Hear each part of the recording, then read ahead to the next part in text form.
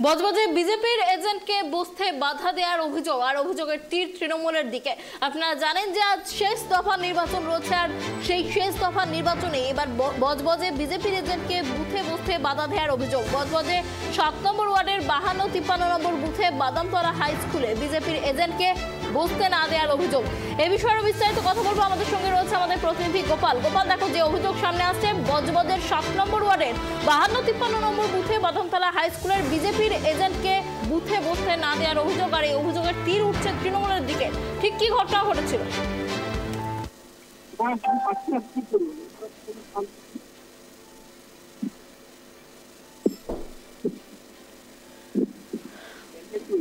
গোপাল, আমার কথা কি শোনা যাচ্ছে?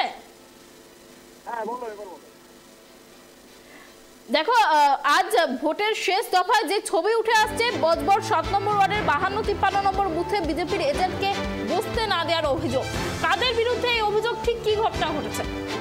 দেখো, প্রতিবারে অভিযোগ ওঠে সেই শাসক দলের বিরুদ্ধে, এবারও কিন্তু শাসক দল ছাড় যাচ্ছে না। সেই শাসক দলের বিরুদ্ধে অভিযোগ, বজবজ 7 নম্বর ওয়ার্ডের 52-53 নম্বর ওয়ার্ডে বুথ যে কেন্দ্র রয়েছে, সেই বুথ কেন্দ্রে বিজেপি তৃণমূল কোনো বিরোধীদের কোনো এজেন্ট নেই। কেন এজেন্ট নেই? শাসক দল তাদেরকে ঢুকতে দেয়নি। তারা যখন এজেন্টের ফর্ম জমা দিতে যাচ্ছিল, ফর্মগুলো তাদের কাছে কেড়ে নেওয়া হয়েছে। তাদের কাছ থেকে কেড়ে নেবার পর সেখানে যারা পিআইডিং অফিসারকে জানানো হয়, পিআইডিং অফিসার পরিষ্কারই তাদের বলেন, একদম তিনি যতক্ষণ না তার অফিসের মধ্যে বা তার বুথ কেন্দ্রে কোনো ঘটনা ঘটছে তিনি কিছু বলতে পারবে না। এ বিষয়ে কিন্তু তিনি সেক্টর অফিসারকেও তারা জানায়। এখনো পর্যন্ত আশ্চর্যের বিষয়, দেখো, একটা জায়গায় ভোট হচ্ছে অভিষেক বন্দ্যোপাধ্যায়ের লোকসভা কেন্দ্র বজবজ, আর সেই বজবজে কিনা বিরোধী কোনো এজেন্ট নেই। অবশ্য তৃণমূলের সঙ্গে আমরা কথা বলেছিলাম, শাসক দলে যারা রয়েছে তারা পরিষ্কারই বলেছে বিরোধীরা কোনোরূপ কোনো এজেন্ট দিতে পারেনি। কিন্তু আসলে কি সেটাই? কিন্তু এলাকার মানুষ অভিযোগ করছে কোনো এজেন্ট বসতে দেওয়া হয়নি। ওরূপা গোপাল, দেখো, তোমাকে আরো যেটা জানতে চাইবো যে এই যে গোটা ঘটনা, এই ঘটনায় প্রশাসনের ভূমিকা কি দেখতে পাচ্ছ? কোনো খবর নেই, কারণ প্রশাসনকে জানিয়েছে, প্রশাসন দেখছি, প্রশাসন তদন্ত শুরু করেছে, প্রশাসন সেক্টর অফিসারকে জানিয়েছে। সেক্টর অফিসার পরিষ্কার বলেছে দেখছি কি করা যায়, দেখছি করতে করতে ভোট প্রায় শেষ লগ্নে যা করার তা হয়ে গেছে।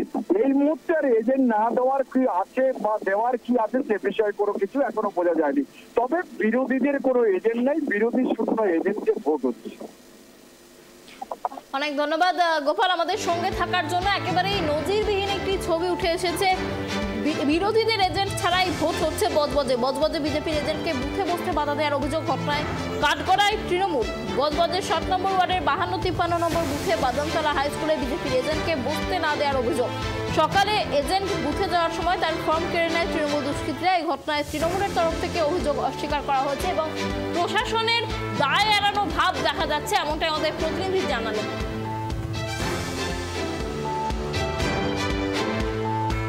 ঘটনাটা আজ সকালে আমরা ভারতীয় জনতা পার্টির এজেন্ট হওয়ার জন্য বাদামতলা যে হাই স্কুল দেখতে পাচ্ছেন, ওখানে 52 নম্বর 53 নম্বর দুটো বুথ, সেই বুথে আমি দীপক সরকার এবং পাশের বুথে অমরেশ খাঁড়া দুজনেই আমরা এজেন্ট হব বলে আসছিলাম। আমার পাড়ার তেমাথার মোড়ে প্রায় 20-25 জন হারমাদ বাহিনী টিএমসি যারা এসে আমাদেরকে বলপূর্বক, আপনি কি বিজেপির এজেন্ট ছিলেন? এজেন্টের ফর্ম কেড়ে নিল এবং আমি বা আমার যে সহকর্মী ছিল বলতেও গিয়েছিল যে দেখো, যদি এজেন্ট হলে অসুবিধে হয় তাহলে আমরা হব না, আমরা চলেই যাচ্ছি। কিন্তু আমাদের কাছ থেকে 10 নম্বর ফর্ম আরে কেড়ে নিল। যে আপনারা বিজেপির কোনো এজেন্টকে বসতে দিচ্ছেন না, তাদেরকে যে কাগজপত্রটা কেড়ে নিয়েছেন এবং বলেছেন ঘরে চলে যাচ্ছেন, এই কথাটা সম্পূর্ণ মিথ্যা। এই কথাটা আমি আপনাদের কাছেই জানতে পারছি। আপনারা পুরো ওয়ার্ড ঘুরে দেখতে পারেন, কোথাও কোনো রকম ঝামেলা, ত্রুটিমাত্র যদি কোনো ঝামেলা থাকে আপনাদের চোখে পড়বে নিশ্চয়ই। এর আগে শুনেছিলাম আরও কয়েকটা মিডিয়া এসেছিল, তারা এসে ঘুরে গেছে, তারাও দেখেছে যে এটা বেফালতু কথা, এর মধ্যে কোনো যুক্তি নেই। আপনাদের বিরুদ্ধে অভিযোগ উঠছে যে এখনো পর্যন্ত বিজেপির কোনো পুলিং এজেন্টই নেই। আমাদের বিরুদ্ধে পুলিং এজেন্ট নেই কে বলেছে আপনাদের? আমার সামনে দাদা, আমার অনেক সিনিয়র দাদা, উনি সিপিএম করেন, এখনও সিপিএমের পুলিং এজেন্ট হিসাবে উনি ছিলেন। উনি টিফিন করতে এসেছেন, আপনার সামনে দাঁড়িয়ে আছে, আপনারা ওনাকে জিজ্ঞাসা করলেই বুঝতে পারবেন।